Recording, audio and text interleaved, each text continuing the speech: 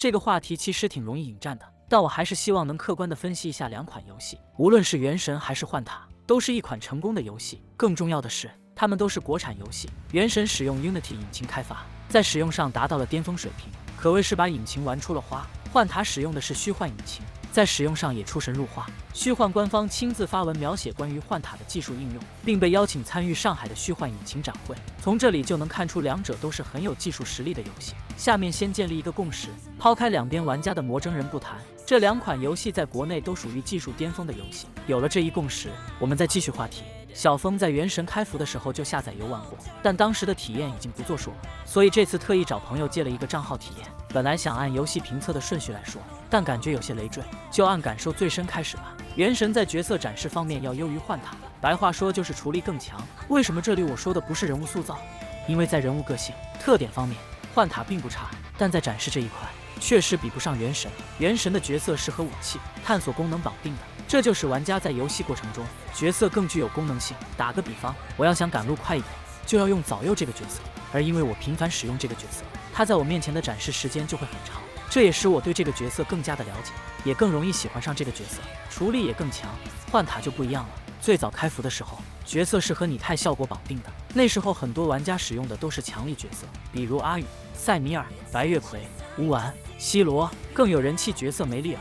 那时候幻塔才是最容易出角色的，老玩家印象最深的也是这些角色，因为角色展示时间长，就更容易了解角色。幻塔不是没给角色设定语音和性格，但是现在的玩家大多数使用的都是角色或者自定义人物，这就造成对角色了解并不深。不信你可以回忆一下角色的语音，看看你都记得几个人物全语音。幻塔将探索功能和角色分开，拟态效果自定义开启，确实方便了玩家的自由选择，但同时也放弃了角色展示的机会。所以就算玩家喜欢某个角色，你不把它展示出来，依旧没办法深入了解。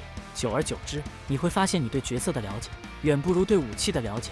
再看一下下面的两段视频，你在看原神的战斗时关注的是什么？再看幻塔战斗时关注的又是什么？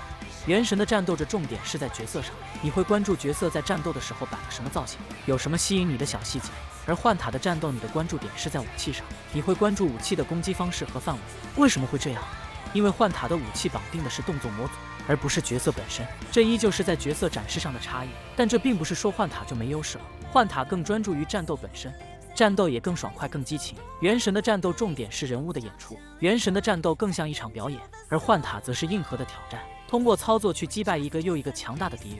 从体验上来看，原神的战斗是视觉上的享受，幻塔的战斗是爽快不卡手的战斗体验。依据这一点，我的建议是，幻塔现在的角色不绑定功能，价值低，并不值得玩家使用拟态，所以建议丰富自定义人物，和原神走差异化路线，让玩家更专注于角色的装扮，而不是除角色。因为不管你给角色设计多少小动作和细节，只要玩家不拿出来用，都是无用功。虽然幻塔试图用高定拟态来提高玩家的使用率，但是依旧没有可以更换时装的自定义人物箱。幻塔应该多增加二次元人物的素材，让玩家能捏出自己心仪的动漫人物。如果是担心版权问题，不用一模一样，只是近似已经可以让玩家满足了。通过这种方式一样可以增加处理，在自定义角色方面可以和 V 主播合作，这点我之后出专门一期视频讲。谈完战斗，再说剧情。小峰是幻塔剧情区2，虽然一直致力于幻塔剧情的发掘，但是幻塔的剧情依旧是不尽人意。不是说文案不好，相反，幻塔的设定和文案都非常棒。幻塔具有宏大的世界观和新颖的设定，对元能的反思和对人性的探讨都有涉猎，但是剧情就是讲不出来精彩的故事。这就像神秘海域和艾尔登法环做对比，神海是影视剧情流派，看起剧情来就像看好莱坞电影一样，令人震撼；而伊尔登法环的剧情是线索拼凑流派，需要大量的考据和整理，令人回味无穷。魂学系列的剧情方式也不是不好，但当它放在手游上就很有问题，没有多少玩家会仔细去寻找这些东西，而且幻塔的线索给的依旧很少。就算我已经掘地3尺，但很多线索依旧联系不上，甚至还有吃书的可能。剧情一直是幻塔令人诟病的一个点。维拉的剧情好了一些，但同时也出现了另一个问题：跳过的机制。跳过机制对幻塔剧情究竟有多大影响呢？简单来讲，就是当你使用跳过机制，就等于完全放弃了剧情。幻塔的文案隐藏线索很多，需要反复揣摩才能获得信息。如果玩家选择跳过，那更是不知道剧情在讲些什么。这点上，原神做的就很好。原神的剧情不能跳过，被很多人诟病，但这也是他成功的地方。这次借号，我找的是2个小姐姐，她们对我唯一的要求就是不要做任务，因为须弥刚开，她们是想看剧情的。原神的剧情不能跳过，所以一路玩过来的人就像看一部小说一样，他们一直在追更。那你会问，原神不是也有不喜欢剧情的玩家吗？甚至还有让别人代练过剧情的，这又怎么说呢？这其实就是筛选，接受不了没有跳过机制的玩家，要么选择继续忍受，要么就退坑选择其他游戏。但目前看来，原神一直都不出跳过，显然是剧情党更多，愿意看剧情的玩家多了，处理也会更高，因为他们对这个世界更加了解，也会更有沉浸感。幻塔在剧情方面已经开了跳过的先河，玩家确实也更愿意接受跳过机制，所以我的建议是将跳过机制更进一步，不再是跳过一段对话，而是跳过整段剧情。如果玩家不愿意看剧情，拖延时间只会起反作用，不如直接一点，剧情全跳过，奖励直接发放。但这不是说幻塔在剧情这方面就不做什么，相反，你得让跳过剧情的玩家了解剧情，剧情回顾功能早就该开了。除此以外，还要在大世界投放更多剧情线索，增加 NPC 的剧情补充对话。京都的电影院也快开了，建议官方制作剧情视频进行播放，让跳过剧情的玩家也可以了解剧情。如果有需要，我也可以做幻塔剧情的全流程解说。虽然在剧情方面我能看到制作组的努力，但幻塔的剧情不是几个人能驾驭的，这是一个不亚于巫师的世界，需要海量的文案和设定去丰富。如果幻塔真的想让剧情做起来，至少得达到原神的文案量。幻塔和原神这两款游戏其实很有意思，它们之间存在的关系不应该是竞争，而是互补。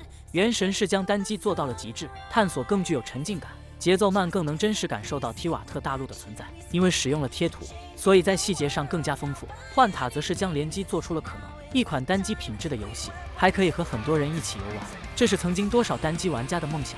幻塔的节奏更快，虽然艾达星并不缺细节，但你会觉察不到，因为玩家的节奏太快了。赶路可以再卷，路线从来都只有直线，玩家不会绕路，自然也发现不了拐角的惊喜。幸好幻塔大地图没有主城，不然你会发现幻塔玩家都是爬墙进城的，走门的几乎没有，这就会大大破坏游戏的沉浸感。毕竟没有哪个勇者接任务是天天翻墙吧。原神的人物绑定和剧情不能跳过，既是槽点，同时也是闪光点。幻塔虽然解决了这两个问题，但同时也丧失了他们带来的处理。这样下去，就算出再多的角色，玩家依旧会记不住。其实相比于角色，幻塔的武器反而更加容易被玩家记住。解决这个问题没有好办法，既然玩家不愿意使用角色，那只能游戏里增加展示，让角色变得更有存在感。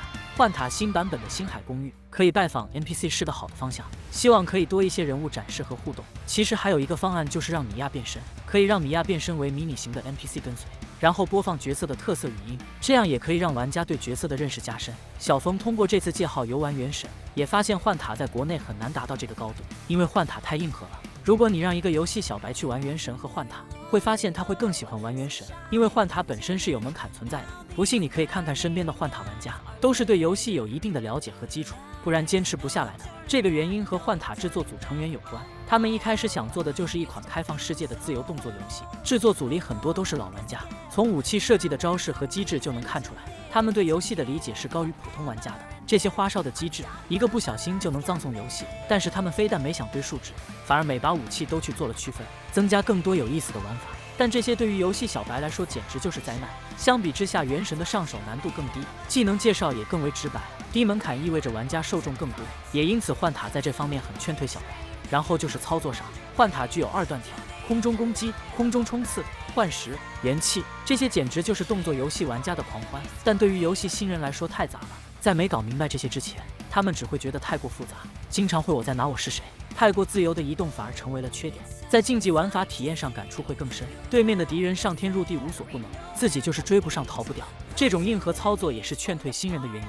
小峰的建议依旧是保持原状，但要增加类似师徒系统，新人真的需要一个师傅。在没人带的情况下，幻塔非常的硬核，制作组不要再以自己为标准去衡量难度，而是应该更关心新人的体验。只有新鲜血液注入，才能让游戏保持活力。原神在2年运营中已经摸索出自己要走的路，所以他们的决策并不受玩家影响。事实证明，他们选择的路也是正确的。幻塔目前运营才9个月，依旧在不断摸索试错。我的建议是和原神做差异化运营，两个游戏应该继续互补，而不是去做重合。幻塔的单机版本就是原神，而原神做联机版就是幻塔。幻塔目前虽然在联机方面一直努力，但还不够。我的建议是向传统的 MMO 取经，把玩家之间的联系建立起来。工会应该更有存在感，但是一定不要增加定点的活动，千万不能让玩家上班。根据目前的玩家群体来看，幻塔有休闲党和硬核玩家，如何同时顾及两波玩家的体验才是重中之重。现在的副本基本都是硬核玩家带休闲党，这样并不好。建议副本可以增加一些2人限时开关的机制，这样休闲玩家可以参与到副本机制里，而大佬没有休闲玩家帮助，依旧打不过去。这样也能变相提高休闲玩家在副本的作用，哪怕只是开个开关，但副本里必须得有它。这只是一个思路。说真的，如果副本没有休闲玩家能做的事，一点参与感都没有，硬核玩家也只会觉得是累赘。本来只是想随便写写，结果就快4000字了，那就再啰嗦几句吧。无论是原神还是幻塔，在国内游戏里都属于走在前列的游戏。只要这2款游戏在，后面出的每一款游戏都会和他们做对比。但这2款游戏偏偏没有对比的必要，因为不在一个赛道。这么说吧，喜欢单机的玩家，幻塔留不住；喜欢联机的玩家，原神留不住。单这一点，2个游戏就做了主要的区分，这就注定2款游戏的核心玩家不会是同一批人。可能很多人不理解，既然幻塔真的像我说的这样好，为什么游戏目前不温不火呢？其实只有一个原因，宣发。其他什么游戏问题或者节奏问题都是扯淡。现在这个时代，宣发就是一切。为什么劣币驱逐良币？为什么市场环境这么差？